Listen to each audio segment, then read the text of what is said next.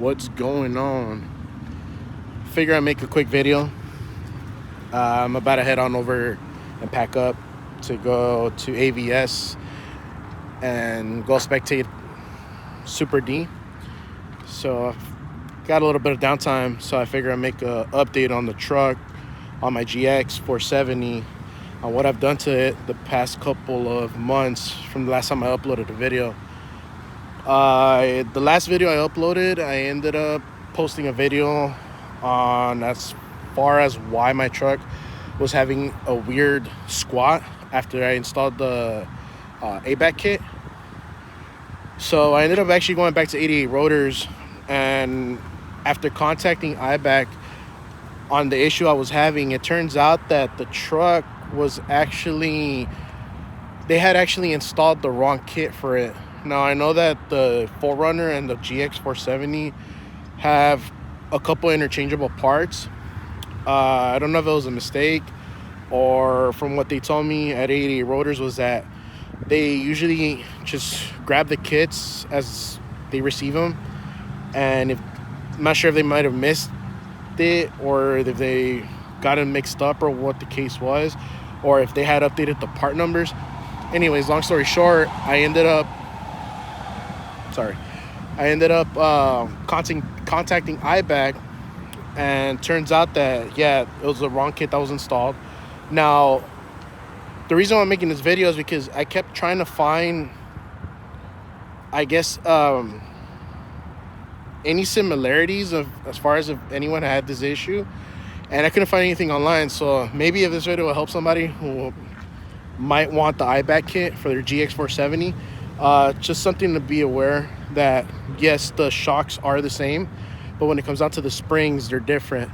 So I ended up contacting Eibach about it. They ended up requesting some pictures as far as to show them the struts and to show them the springs. So I ended up sending them pictures, which I'll go ahead and show you right now. Ended up sending them pictures, and what they wanted was pretty much pictures of the springs, and then also pictures of the shocks themselves, and then also part numbers for the kit itself. So I actually ended up making a quick note of it just to show the information. I'll go ahead and put it in the description below too. So initially, the part for the kit I had installed was Echo 80-82-071-01-22, which was for a 2010 and plus 4Runner. And the kit that actually needed for my truck was Echo 80-59-005-01-22. So that's for the 0309 GX 470. Once again, the shocks are the same, the struts are the same, but the springs are completely different. So what was causing my GX 470 to have that weird awkward squat in the rear. Now, when Eibach asked for the pictures, they went based off of the numbers that were on the springs themselves. So if you get the kit and it's for your GX, look for the right springs. You need 31-59-005-01-FA Foxtrot Alpha. But on the pictures and the springs that I had were 31-82-071-01-FA Foxtrot Alpha. So the springs on the 4Runner are actually shorter than the ones on the GX in the rear, which was causing the squat. So I ended up going back to 88 Rotors, and pretty much, once again, no bashing on them. It could have been a simple mistake. Completely fine. The communication was amazing.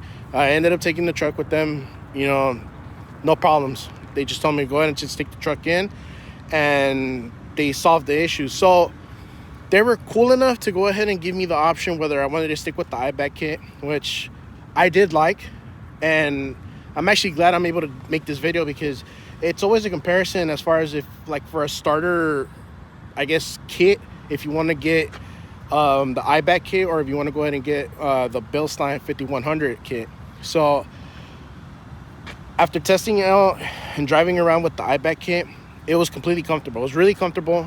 The only thing that, and yes, the guys at 88 Rotors did warn me about it, was that even though it was going to be softer and much more comfortable to ride on for a daily driver, for some reason it felt like there was a lot of body roll. Every time I would drive or hit a pothole, like the truck, or it's already a high truck as far as like the body itself is really tall.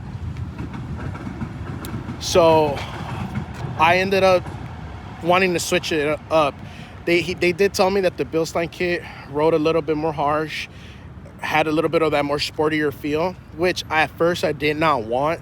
I wanted something much more comfortable because I didn't want to feel like I was driving around like in a lower car or with like coilovers and stuff like that, where I could feel like every bump in the road. Anyways, long story short, they gave me both options, so I ended up going with what they initially had recommended. So they were cool enough to actually even refund me, I think it was like $80 or $100 back. That was for the Bilstein 5100s, the Omet Emu Spring combo. So, you know, no questions asked. They went ahead and swapped them out for me. And let me tell you that, honestly, I should have listened to them. I should have taken their recommendations in consideration, because I honestly like how it drives a lot much more than the Eibach kit. Not that it was bad. It's just simply, for me, it feels a lot more planted. It feels like it does feel a little bit more harsh, but it just feels more natural. It doesn't feel so floaty. It doesn't feel like there's so much body roll every time you're switching lanes, or you need to speed up and you switch lanes. This just feels a little bit more planted. So I figure I'm go ahead and make this video and, you know, explain the differences. And then for anybody that might potentially have the issue, as far as like with if they were to get the Eibach kit and for whatever reason ended up getting that squat, because it was driving me insane. It was driving me crazy. And not only was there a big difference as far as, you know, aesthetics with that ugly squat, but it rode pretty shitty. So I'm glad that got sorted out. But just to end this video, I'll just update you guys on what I've done the last couple months on this truck. I mean, it's been a little fixer-upper ever since I got it. Just that's how you guys have probably seen in the previous video, if you've seen it. I do want to apologize because it's really dirty. I was going to wash it, but I'm heading on over to Apple Valley Speedway, so it's going to get pretty dusty and pretty dirty. So I'll just wash it once I come back. But go ahead and show you guys.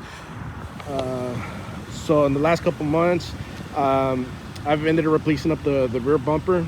The old one was pretty jacked up. Ended up getting it paint matched. This fender was messed up. I ended up finding a donor actually at a junkyard. Ended up getting this, I guess, fender. Rear bumper too. My old one was cracked right here in the corner. They had done like some shitty repair. Ended up getting the rear bumper off of that truck. So also got a paint match. Once again, I'm sorry. It's fucking filthy. It's dirty.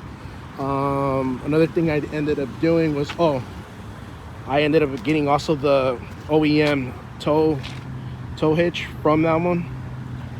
So the one with the higher tow rating, connected on over to the chassis. Let's see.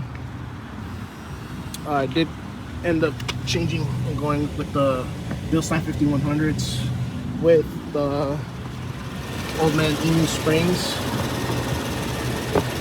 So that's good. Can't really picture it, but I ended up swapping out the rack too. The rack was pretty fucked on this truck when I bought it. So I ended up swapping that. The boots, the torn boots that I ended up getting made fun of in the front, got replaced also. So that got sorted out. Full alignment. So yeah, I mean, it's slowly getting in there. I mean, it just needs a couple more things, and I cannot honestly say that I'll be done with the truck. I mean, I just want a simple build, something reliable and that looks nice. Which, by the way, I don't know if you can see, but yeah, that one's pretty sick right there. But yeah, man, so I just figured I'd give you guys a quick update as far as like what the truck's been through and small changes of it. So yeah, with this I'll end the video. Like I said, we'll see if I can go ahead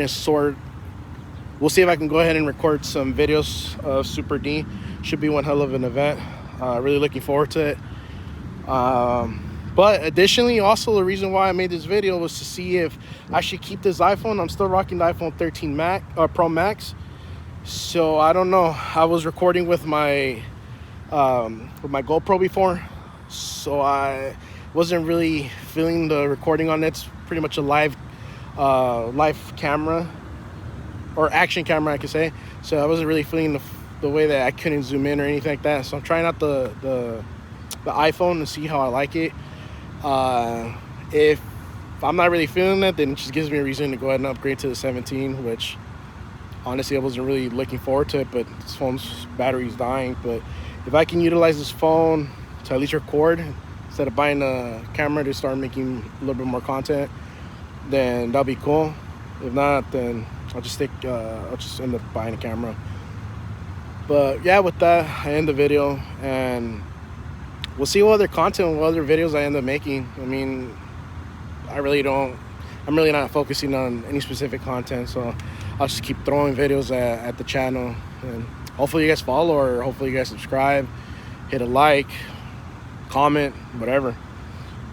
But hopefully this video ends up helping out anyone in the future who's looking to decide whether to go for the Eibach Kit or the Bilstein Kit. I personally would recommend the Bilstein Kit.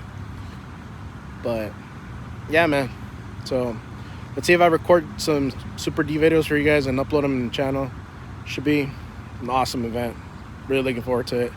So with that, I end the video. I gotta go pack up and head on over. It's gonna be a long ass drive. Later.